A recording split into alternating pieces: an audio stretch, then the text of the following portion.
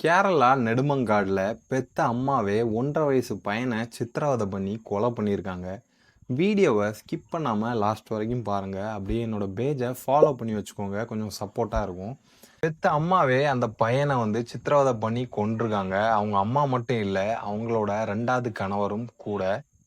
இவங்க அந்த பையனை 51 இடங்கள்ல காயப்படுத்தி கொன்றுருக்காங்க அப்படின்னு சொல்லிட்டு இப்போ போஸ்ட்மார்டம் ரிப்போர்ட்ல வெளியே வந்திருக்குது. பக்கத்து வீட்டுக்காரங்களுக்கெல்லாம் தெரிஞ்சிடக்கூடாது அப்படிங்கிறதுக்காக ஹாஸ்பிட்டலுக்கு தூக்கிட்டு போறதுக்கு முன்னாடி அந்த பையனோட வாயில சோத்த அடைச்சிருக்கிறாங்க. அடைச்சிக்கிட்டு பக்கத்து வீட்டுக்காரங்கிட்ட அந்த பையனுக்கு சாப்பிட்டதுல ஒரு மாதிரி வந்து தான் ஹாஸ்பிட்டலுக்கு தூக்கிட்டு போறோம் அப்படின்னு சொல்லிட்டு பொய்யும் சொல்லியிருக்காங்க.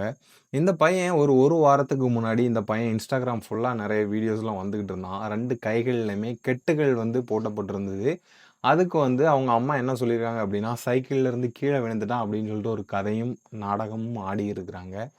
இத பத்தி உங்களோட தாட்ஸ கமெண்ட் செக்ஷன்ல சொல்லுங்க.